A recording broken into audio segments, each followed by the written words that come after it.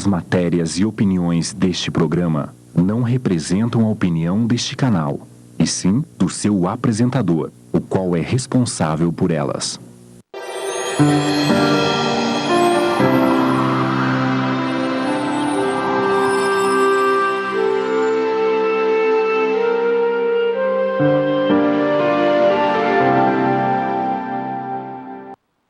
Olá, nós estamos no ar com o programa Presença Espírita, aqui pela Rede TVM, canal 14.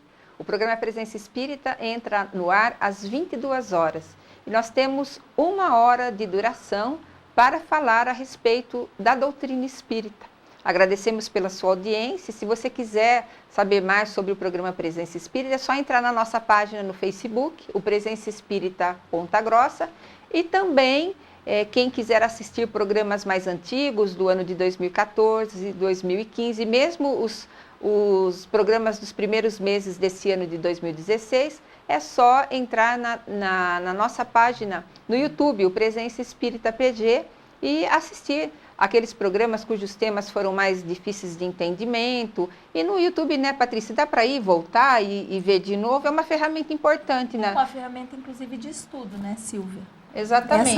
Essa é a ideia, proporcionar estudo, reflexão, e as pessoas que não puderam estar assistindo o programa ao vivo, além disso, tem essa oportunidade de assistirem aos reprises, e o YouTube ficou como uma eternização dos programas, uma contribuição do programa Presença Espírita para que as pessoas possam estudar e rever, muitas vezes criticar, por que não, né? Que nós também somos passíveis de errar, de falar alguma coisa que talvez o telespectador não concorde, por isso que nós estamos aqui, né, para ouvir essas críticas, essas sugestões, essas perguntas. Exatamente. Isso. Inclusive, você pode fazer pergunta através do telefone 3028 7122.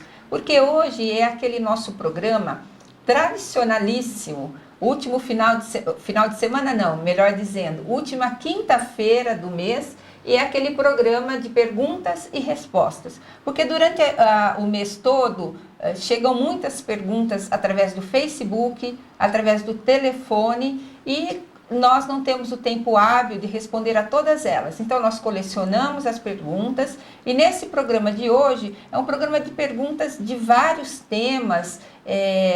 A gente responde muitas questões sobre mediunidade, reencarnação, sobre educação de filho, sobre a visão espírita da política, como foi o programa da semana passada. Falamos também a respeito do mundo dos espíritos, como que é a vida depois da morte. Enfim, qualquer desses assuntos, quer da área científica do espiritismo ou da área religiosa, da área filosófica, é só ligar aqui, perguntar e participar do programa. Né, isso mesmo, a gente incentiva isso, para nós é muito importante, mais do que curtir, dizer que gostou do programa, é falar, perguntar, dizer o que acha, fazer sugestões de tema, fazer perguntas, às vezes parece uma pergunta, eu tenho vergonha de perguntar aquilo, mas a gente vai procurar responder de alguma forma, e se não pudermos responder no ar, por qualquer questão que seja, às vezes uma questão de foro íntimo, vamos ligar para você e vamos responder pessoalmente, se for preciso. E hoje nós vamos falar de um tema interessante, né, Patrícia? Interessante, atual, né, que é uma preocupação geral do mundo que a gente está vivendo, né, Silvia? Nós vamos hoje falar a respeito desse momento em que o planeta Terra passa. Nós vamos falar dos mundos regeneradores. Os espíritos têm nos alertado, desde o início da codificação espírita, há mais de 150 anos, de que nós vivemos um momento delicado do desenvolvimento do planeta Terra no lado moral. É um momento delicado porque é um momento de grandes e profundas transformações. O planeta Terra vai passar para um grau mais elevado, ele vai subir um patamar na escala progressiva do mundo e vai se transformar num planeta de regeneração. É um momento muito esperado por todos nós. Muitas inclusive muitas doutrinas esotéricas também pregam isso e contam dessa transformação, porque é, na verdade, uma promessa de Jesus, essa transformação do planeta. Nós esperamos ansiosamente, mas não vai haver uma solução de continuidade. Vamos dormir num dia planeta de expiação e acordar no outro um planeta de regeneração. A transformação é gradual e paulatina, de maneira que às vezes, na vida presente, agora, nesse momento, nós já sentimos em alguns aspectos, alguns nuances de planeta regenerador. E na maioria das vezes, ainda sentimos a presença forte do planeta de expiação e prova. É um sonho e é uma esperança de todos nós, porque os espíritos dizem que nos planetas de regeneração, e que a Terra vai atingir, não haverá mais ódio, não haverá mais egoísmo, não haverá inveja. As provações ainda existirão, porque elas são necessárias para o crescimento do espírito, mas não haverá mais expiação. A infância não será longa como na Terra, será uma infância mais curta, porque os espíritos que ali encarnarão são espíritos que não trazem mais no seu bojo moral tantas distorções, tantos comprometimentos, tantas dificuldades. Nós também não precisaremos mais viver em casas trancadas, com receio dos nossos próprios irmãos, porque os homens serão bons. Haverá uma modificação nas qualidades morais do homem, sempre para melhor. O mundo de regeneração não será ainda um mundo feliz. É um mundo ainda de intermediário entre planeta de expiação e planetas felizes. É um mundo de transição ainda. Mas o homem será mais feliz, apesar dele ser submetido ainda às leis que nós aqui na Terra, nesse momento, somos submetidos. O fato é que os espíritos, eles dizem que para que essa transformação do planeta aconteça, nós precisamos nos mexer. Nós precisamos sair da nossa zona de conforto e trabalhar para que o bem se estabeleça sobre a Terra. Que não basta só não fazer o mal, é necessário realmente fazer o bem, fazer a diferença no mundo em que vivemos, na cidade em que vivemos. Quando Jesus disse, vós sois deuses, era exatamente disso que ele falava. Nós temos essa capacidade transformadora, nós temos essa capacidade de fazer justiça, nós temos a capacidade de espalhar o amor, de espalhar o bem, porque todos nós temos o DNA divino dentro da nossa intimidade.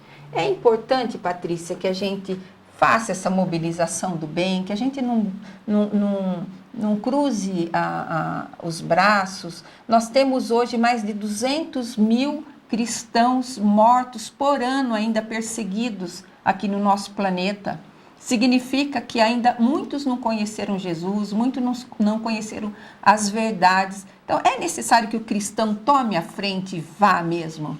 Claro que sim, Silvia. E a gente aproveita para fazer essa observação sobre Jesus e o quanto ele, além das palavras, né, que ele nos trouxe por parábolas, por histórias, por sermões, né, que ele trouxe para a gente todos esses ensinamentos, muito mais do que isso, foram os exemplos, né, e os exemplos que levam as multidões, que levam todas as pessoas a tentar seguir o que o Cristo fez. Ele nos disse que nós precisávamos amar as pessoas, amar a Deus, mas que nós precisávamos também nos amar.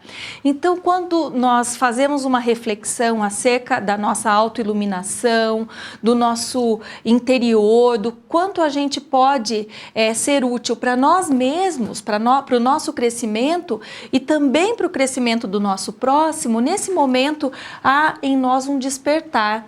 É um despertar através da caridade, através das boas ações. Então, mesmo como você falou, Silvia, nós não só podemos, como devemos agir. Ficarmos esperando, sentados, que as coisas nos aconteçam de acordo com o nosso merecimento ou não, isso não tem valor. Nós precisamos, porque nós ficamos o tempo todo preocupados em amealhar bens durante a nossa estada na terra. E os bens que contam, as moedas que contam, como nos ensina o Evangelho, são as moedas do amor, as moedas da fraternidade, as moedas que nós podemos oferecer a todas as pessoas que estão à nossa volta, que significa o quê? Um sorriso, uma boa palavra, um alimento para quem precisa, enfim, tudo isso que faz com que nós, como você disse, saiamos da nossa zona de conforto. Então a gente sai daquela estagnação, né, achando que as coisas vão acontecer, né, que esse apocalipse vai acontecer, e na verdade o apocalipse não é um fim de tudo, simplesmente é uma mudança de estágio.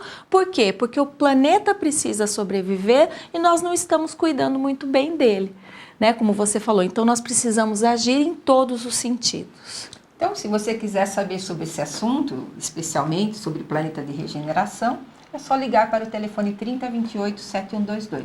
Se você quiser fazer outra pergunta sobre outro assunto, use o mesmo telefone ou através do Facebook, nós já estamos online. Hoje é o nosso programa especial de perguntas e respostas e nós aguardamos a sua participação.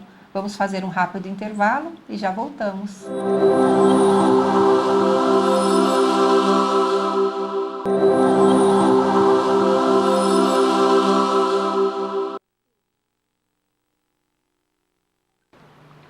Nós voltamos com o segundo bloco do programa Presença Espírita e hoje é aquele programa especial, perguntas e respostas. Mas sempre como nós fazemos ao início do segundo bloco, nós damos uma dica de leitura e o livro vai ser sorteado ao final do último bloco. E hoje nós trouxemos o Evangelho segundo o Espiritismo. Por quê? Porque como é um programa de perguntas e respostas, e nós temos perguntas de vários assuntos, no Evangelho segundo o Espiritismo, nós temos lá muitas partes do Novo Testamento que foram pensados pelos Espíritos e foram esmiuçados por eles. O que Jesus quis dizer com tal parábola, com outra parábola. Então tem muitos ensinamentos e muitas perguntas que serão feitas aqui hoje, que foram feitas no programa, têm as suas respostas no Evangelho segundo o Espiritismo, que o Evangelho é o livro da nossa vida, porque ali contém os ensinamentos de Jesus, ali contém o roteiro para a nossa existência, é um livro que nós devemos tirar a letra e transformar em atitudes, porque é uma receita de viver bem. São inúmeros capítulos que retratam aspectos da nossa vida em todos os sentidos. Por exemplo, o que Jesus quis dizer com honrai pai e mãe, o sede perfeito? Será que é possível, se nós vivêssemos uma única vida na Terra, sermos perfeitos?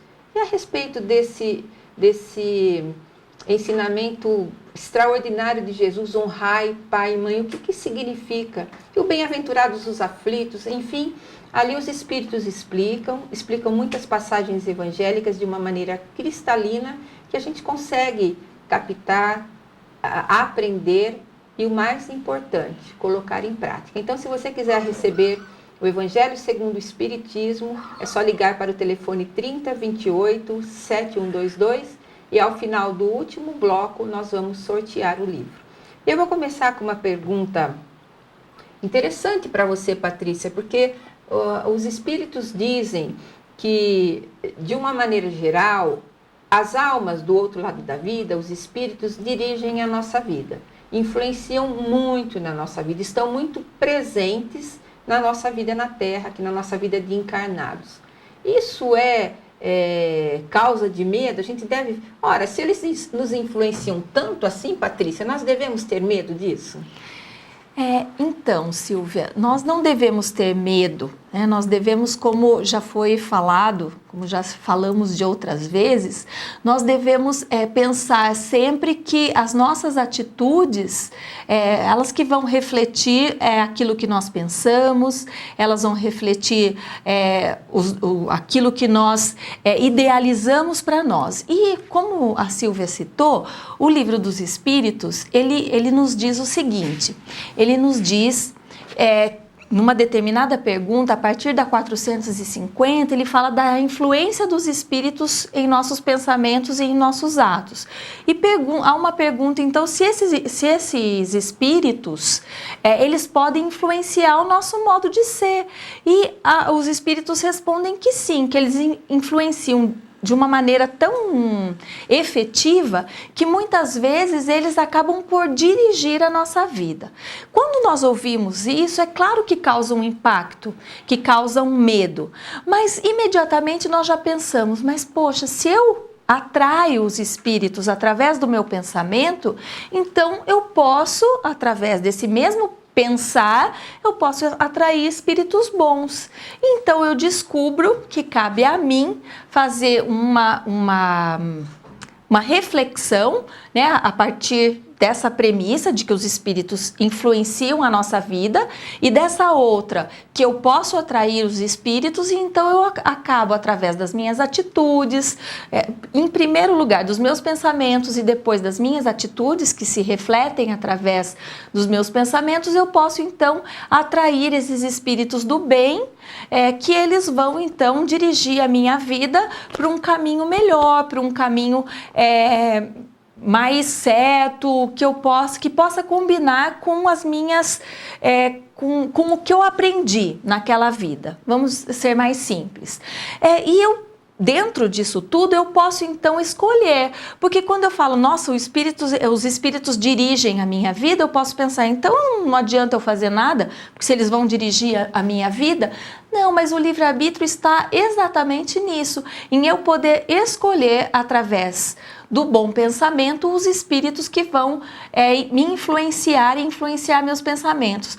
Do mesmo jeito, Silvia, que eu escolho os meus amigos, né? Eu escolho os meus amigos, como minha mãe falava, minha mãe fala e minha avó falava, diga-me com quem andas que eu te direi quem és. É mais ou menos nisso, né? Eu vou sempre procurar os bons exemplos para eu me inspirar, né, para eu inspirar as minhas atitudes. Então é claro que eu não devo ter medo. O que eu devo fazer é escolher, ter boas atitudes, né? Escolher com quem eu vou sair, com quem eu frequento, os lugares, para onde que eu vou, e daí sim eu vou poder ter melhores direções para eu seguir a minha vida. Então, mais ou menos isso, Silvia, eu proponho porque falar sobre essa influência espiritual, ela é muito importante, porque é o tempo todo que nós estamos sendo influenciados, e eu gostaria de, no decorrer do programa, responder outras perguntas que falam sobre esse assunto. Bom, Silvia, o que eu queria te perguntar, né, que tem essa pergunta aqui, é como a gente aproveita o ensinamento dos espíritos? Você sabe que essa pergunta me fez relembrar a introdução do livro Missionários da Luz, da psicografia de Chico Xavier pelo espírito André Luiz. E André Luiz faz um paralelo muito interessante. Ele diz o seguinte, que quando nós juntamos um grupo de crianças e falamos a elas a respeito de fadas, de duendes, de seres fantásticos, de histórias maravilhosas, nós conseguimos juntar essas crianças e chamar a sua atenção e conseguimos agregá-las em torno de nós. Mas se a gente começa a falar para a criança da responsabilidade dela em estudar, porque o futuro está logo ali, porque ela vai se transformar num adulto, vai precisar trabalhar, compor família, a criança não consegue ela se atentar a essa importância, e nós imediatamente provocamos uma desagregação, ela perde a atenção e sai de perto de nós. Em relação à doutrina espírita e aos ensinamentos do espiritismo, esses ensinamentos que o espiritismo nos traz há mais de 150 anos, as coisas funcionam mais ou menos assim. Quando nós buscamos os ensinamentos dos espíritos, mas na questão da curiosidade, queremos saber quem fomos, queremos saber quem seremos, queremos saber dos nossos familiares, por que nós estamos encarnados com qual ou tal, o que acontece num desastre coletivo, por que aquela pessoa morreu daquele jeito, morreu queimado, morreu num desastre de carro. Tudo isso gera curiosidade e a pessoa busca o espiritismo para saber. Mas quando os espíritos nos chamam a atenção para o desenvolvimento moral como algo urgente na nossa existência, nós dispersamos os nossos pensamentos e pensamos, não é bem isso que eu queria saber. Então, em relação a essa pergunta, como aproveitar os ensinamentos dos espíritos, é exatamente nesse sentido, buscar deles o suprassumo da moral. Porque saber quem fomos no passado, nada nos interessa. Quem seremos no futuro, não serve para nada. Saber porque a nossa amiga não consegue engravidar e aborta o nenê, a nós nada interessa. Saber se fulano de tal encarnou, vai encarnar, isso não leva a nada.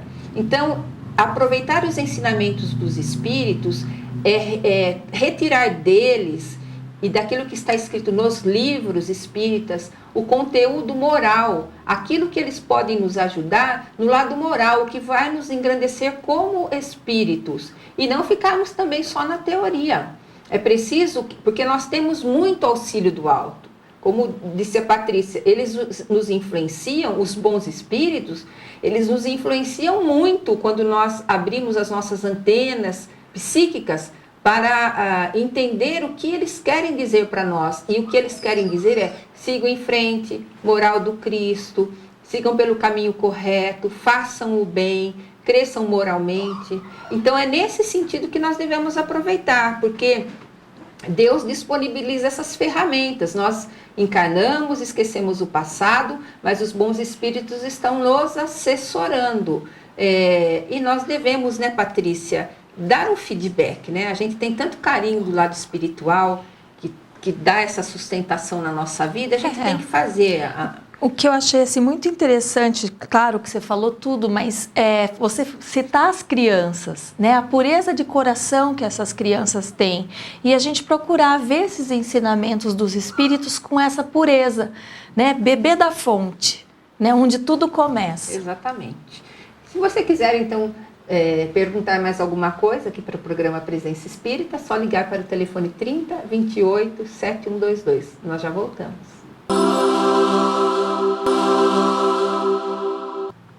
Nós voltamos com o terceiro bloco do programa Presença Espírita. Hoje o programa de perguntas e respostas. A Patrícia Giardini está aqui conosco para desempenhar essa função de esclarecedora hoje, né? A gente procura sempre juntar nesse programa as perguntas que ficaram ao longo desse mês. E a gente estava falando a respeito da influência dos espíritos, e nós espíritas usamos muito o termo obsessão, que antigamente, e ainda a gente ouve o termo encosto, porque imaginava-se que os espíritos realmente se encostavam na gente e ficavam causando algum tipo de desconforto, mas Allan Kardec deixou bem claro que o termo correto é obsessão. Então, Patrícia, eu queria saber várias coisas. Eles podem nos influenciar no sentido, por exemplo, de nos deixar doentes. Eles podem nos tomar o corpo, como aparece nesses filmes de exorcismo, e fazer de nós joguetes, que a gente faça tudo o que eles quiserem e dirigir nossa vida nesse sentido do mal. Nós podemos, por exemplo, matar uma pessoa influenciada por um espírito obsessor. Então, gostaria que você abrisse o leque assim, e fizesse um apanhado geral dessas obsessões. Então, em primeiro lugar, dizer que é preciso ter muito cuidado para tocar nesse assunto. Eu queria dizer que quando a gente fala em obsessão, em fascinação, em subjugação, nós sempre nos comprometemos como espíritas a falar tudo isso à luz da mediunidade, que é apenas uma vertente do espiritismo e que não é uma criação do espiritismo. A mediunidade, como nós já falamos diversas vezes, ela existe através dos séculos, ela vem percorrendo a nossa história através dos séculos. A mediunidade, para quem não sabe, é a comunicabilidade entre vivos e mortos, que é um dos princípios da doutrina espírita, que acredita que isso seja possível desde que é feito com seriedade. E é nesse sentido que ela traz esses conceitos de obsessão, de fascinação e subjugação. Então, quando nós falamos inicialmente em obsessão, a primeira palavra que nos vem à mente é a preocupação, mas a obsessão, ela tem várias vertentes dentro do dia a dia da nossa vida, sem falar em mediunidade, separando um pouquinho ainda da mediunidade. Nós podemos falar, por exemplo, a obsessão como aquela pessoa impertinente, que ela fica o tempo todo nos perguntando alguma coisa, ou a mesma coisa, ou nos tocando a ferida de alguma forma. Nós podemos também ter a obsessão como uma questão de neurose, né? Uma situação onde a pessoa ela acha que aquilo está acontecendo e cria uma história. Então tudo isso a gente ouve falar que é obsessão. Acontece que dentro da doutrina espírita, há alguns ensinamentos que nós devemos separar de tudo isso. Por quê? Porque o que está no dicionário funciona de uma forma, faz parte da nossa vida e do nosso dia a dia. O que está nos livros espíritas, nos escritos espíritas, e esse é um assunto que pertence ao caráter da mediunidade, então ele é visto de uma outra forma. Então o que para nós é uma preocupação, é um caráter de neurose, de impertinência, né, de ideia fixa. Para a mediunidade é diferente. Por quê? Porque a mediunidade, como já foi falado, ela trata de médium e espírito. Nós sabemos que todos nós, em maior ou menor grau, somos médiums, mas da mediunidade ostensiva, aquela que chega na nossa vida, nós procuramos a casa espírita e então tentamos trabalhar essa mediunidade em favor do nosso próximo, que é a chamada mediunidade com Jesus.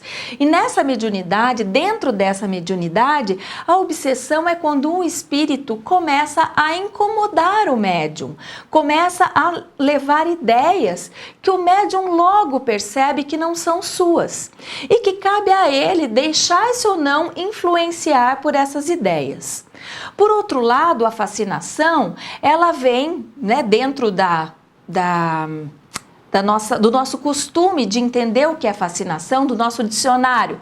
Poderia, numa palavra só, resumir como ilusão. Para a mediunidade, dentro da doutrina espírita, a fascinação seria uma ilusão que o espírito coloca para o médium, que ele estaria dentro de uma situação, envolvido com aquela situação, e ele, por seu descuido, seu próprio descuido, ele deixa-se então se fascinar por aquela situação. Então ele essa situação da fascinação, ela acontece de uma forma mais grave dentro da mediunidade. E, por fim, a subjugação, né, onde o espírito está totalmente influenciando aquele médium, e o médium, então, ele não consegue nem mais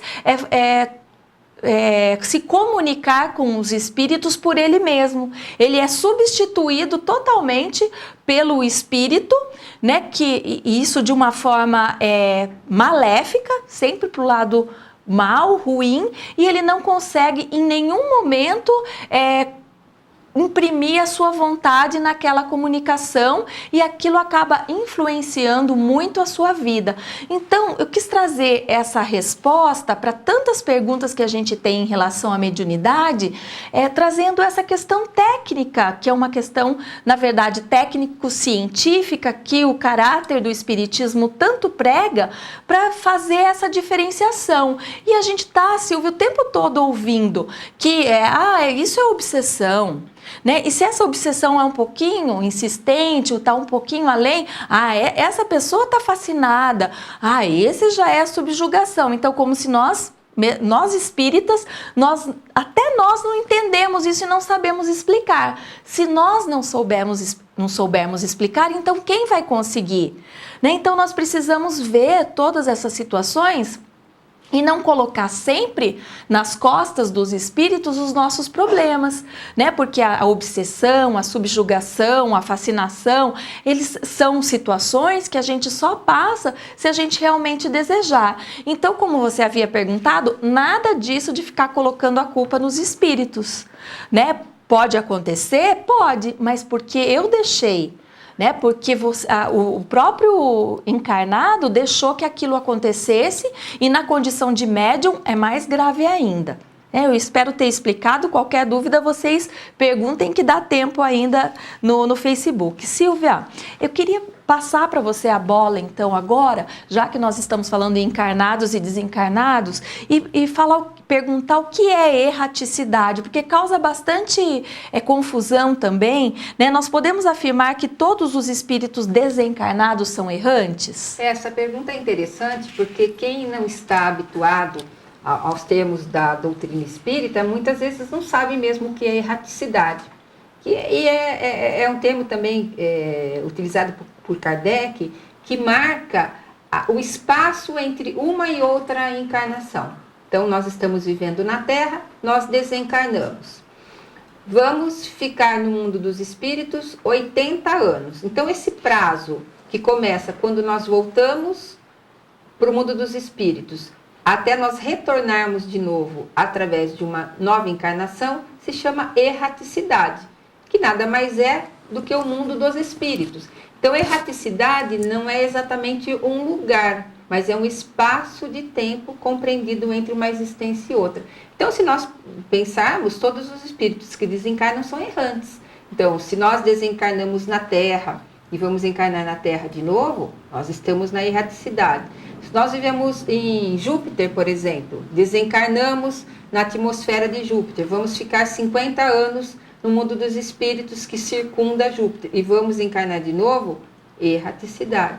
Todos nós somos espíritos errantes quando desencarnamos. E é interessante porque a palavra errante, ela dá uma conotação de erro, ou que o espírito estaria perdido, né? Mas não. E os espíritos puros, que não têm mais necessidade de reencarnar novamente da Terra, eles não seriam mais espíritos errantes, né? É mais para os espíritos que estão aí na luta do aperfeiçoamento, indo e voltando. Silvia, aproveitando isso que você explicou pra gente, tem um tempo, cada encarnação tem um tempo, tem alguma coisa dentro da doutrina espírita que fale nesse tempo? Podemos reencarnar em um ano, como você falou, 80 anos, 50? Essa pergunta também é muito boa, porque podemos sim reencarnar quase que imediatamente. Quanto mais evoluídos moralmente nós somos, mais é o tempo que ficamos no mundo dos espíritos e mais demoramos para reencarnar. E quanto mais problemas temos, eu vou dar um exemplo aqui, não é padrão, logicamente, o caso do suicida. Por exemplo, o suicida é uma alma que chega em grande perturbação do outro lado da vida. Ele se engana porque ele acha que ele vai morrer, aí ele percebe que não morre, ele quer voltar para o corpo, percebe que não pode mais voltar, ele tem a sensação do erro que ele cometeu e ele entra em grande distúrbio espiritual, psicológico do outro lado. E muitas vezes essa situação é insuportável para ele. Ele enlouquece, ele perde o sentido do que ele é. E os bondosos espíritos providenciam uma reencarnação quase que imediata, em pouco tempo, para que, encarnando num corpo físico, pelo esquecimento do passado e pelo entorpecimento que esse corpo de matéria densa provoca, ele possa sofrer menos. Então, muitas vezes isso acontece. Mas não existe um padrão, depende muito da necessidade de cada um. Alguns ficam 30 anos no mundo dos espíritos, se for da necessidade que ele encarne com 30 anos. Não é padronizado isso, porque cada um de nós está num nível de desenvolvimento moral diferente do outro. Então, a sua necessidade é diferente da minha. Então, é difícil você falar. Só que a gente tem que ter a cabeça aberta para isso, porque muitas vezes nos papos com os próprios colegas espíritas, né, muitos dizem, não pode, imagina encarnar em 1 ano, em 2, mas a gente tem que ter a mente aberta, porque o nosso mundo é diferente do mundo de Deus, né, no sentido da compreensão da eternidade da vida. Nós somos mais imediatistas, tempo, né? E pensamos muito no lado material, quando Deus pensa no lado transcendente da existência. Já é o último bloco que nós vamos fazer? Isso aí. Então, nós vamos fazer agora um intervalo e vamos para o último bloco do programa Presença Espírita.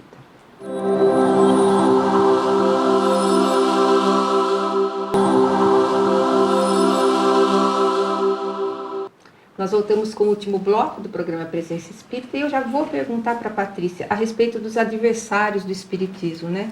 Por que, Patrícia, que existem criaturas que combatem tanto o Espiritismo? A gente às vezes recebe o nome de muitas coisas e a doutrina espírita só prega o amor, a caridade, o entendimento, o amor ao próximo, combate o materialismo, que é uma das funções básicas da doutrina espírita, tem como objetivo a transformação moral do homem, é uma doutrina que muda a vida das pessoas. E por que ainda existem tantos adversários ferrenhos, Patrícia? Então, Silvia, para responder para você essa questão, eu só posso dizer que é preciso olhar essas pessoas também com amor, porque não é um mundo de Poliana, né, onde tudo é lindo, onde tudo é maravilhoso, mas a gente tem visto reiteradamente que a violência só tem causado mais violência. E essa divergência religiosa é um fator muito grande hoje da violência no mundo. A gente acha que está fora do nosso país, né, do Brasil, mas não está fora, não. E dentro do Espiritismo, então, nossa, isso é muito recorrente, né? Muitas vezes tem acontecido. Então, como você disse, muitas vezes a gente tem que lutar primeiro para explicar para as pessoas o que é o Espiritismo. Qual é o seu Espiritismo? É aquele do Kardec ou é o da Umbanda, o da Quimbanda? O que é o teu Espiritismo? Vocês acreditam em Deus? Né? Vocês acreditam em Jesus? Vocês rezam o Pai Nosso? Mesa branca, mesa... Isso, né? São perguntas que nos fazem porque demonstram exatamente o quê? O desconhecimento da doutrina espírita.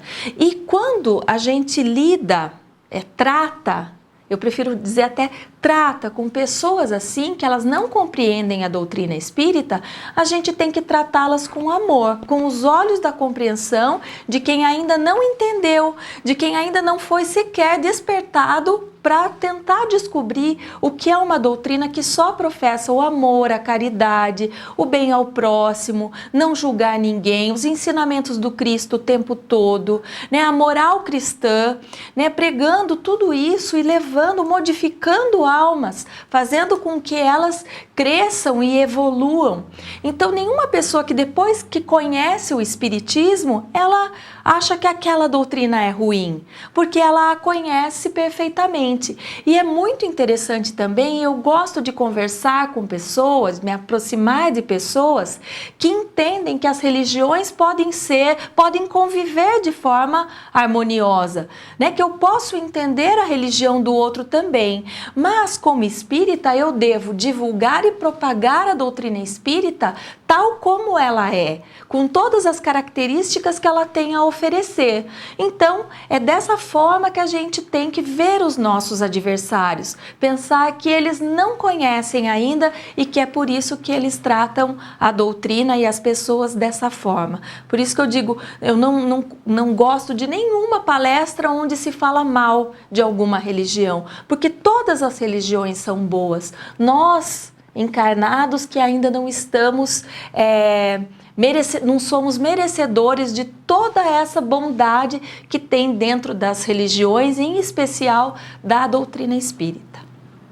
Então, Silvia, nós estamos caminhando aí para o final, né? E eu queria ainda falar um pouquinho dessa questão, mas os ataques realizados por esses adversários, a gente fala adversário, mas a gente já tem essa conotação de entender que eles ainda não sabem, né? Mas pelos adversários do espiritismo, eles prejudicam o progresso da própria doutrina? O que você acha? Muito pelo contrário.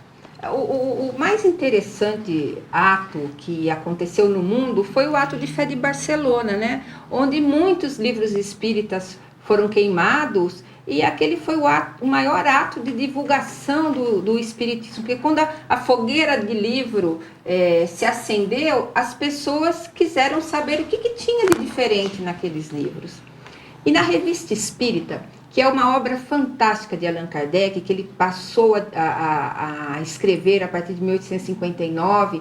Depois houve uma compilação dessas revistas em blocos, então hoje nós temos livros intitulados Revista Espírita, não me lembro agora a quantidade, mas são de 10 a 12. E Kardec conta que na época em que o Livro dos Espíritos foi lançado e a doutrina espírita então apareceu no mundo, era comum na França as pessoas se reunirem para os ofícios religiosos, porque a doutrina espírita ainda não era uma religião. E um religioso, pregando para muitas pessoas, ele fala em torno de 1.500 pessoas, passou a, no seu sermão, falar mal daquela doutrina que estava iniciando. E um burburinho começou a correr entre aquelas centenas de pessoas que perguntavam: o que é esse espiritismo? O que tem nesse espiritismo que esse religioso está combatendo? E as pessoas passaram a procurar o Livro dos Espíritos e irem atrás do que era aquela doutrina que ele falava, o religioso falava tão veemente mal, e despertou nas pessoas uma curiosidade grande em adquirir o livro e saber o que é o espiritismo. E outra questão: o espiritismo é a lei da vida, a lei de Deus. É um ensinamento que chegou ao mundo como profecia de Jesus, que ele iria enviar o Consolador. Então é a lei de Deus. E contrariamente à lei de Deus, ninguém pode agir. Então a pessoa pode falar, espernear, falar mal, justamente porque não conhece, mas é uma lei estabelecida e que vai ser a religião universal, porque nela está incutida todas as questões filosóficas e morais da necessidade da evolução, do progresso, do amor ao próximo, e que tem por base a moral do Cristo, é o Evangelho que sustenta. E mais do que isso ainda, acho que a abertura que a doutrina espírita dá, Silvia, não sei se você vai concordar comigo, para dizer que se alguma coisa surgir, alguma novidade surgir e que derrube essas premissas da doutrina espírita, esses princípios da doutrina espírita, a doutrina vai sucumbir e vai incorporar essa novidade, essa verdade ao seu cabedal de ensinamentos. E a base do espiritismo é esse, que todos os cristãos acreditam: a imortalidade da alma, a comunicabilidade, a reencarnação. E só lembrando, para terminar, que a gente vai no sorteio, o que eu falava no primeiro bloco: 200 mil cristãos ainda são eliminados da face da terra por perseguição religiosa. Então, por amor de Jesus, muitos sofreremos ainda, mas nós estamos aqui realmente para isso, né? Porque cada um com a sua missão de melhorar o mundo e melhorar o planeta Terra. Então nós vamos sortear o Evangelho segundo o Espiritismo, que vai estar na Feira do Livro Espírita no Shopping Antártica, a partir de amanhã. E foi o Fabrício Haddad, do Jardim América, que ganhou esse livro. E a partir de amanhã, então, Fabrício, você pode buscá-lo na Feira do Livro Espírita da URI Segunda Região, no Shopping Antártica, e que você tenha esse livro aí por muitos e muitos anos, porque muito se tem a refletir sobre ele. Nós vamos encerrando o programa Presença Espírita. Começamos a temporada de outubro na semana que vem. Desejamos a todos uma excelente semana e até o próximo programa. Até o próximo programa e que Deus dê uma semana abençoada para todos vocês.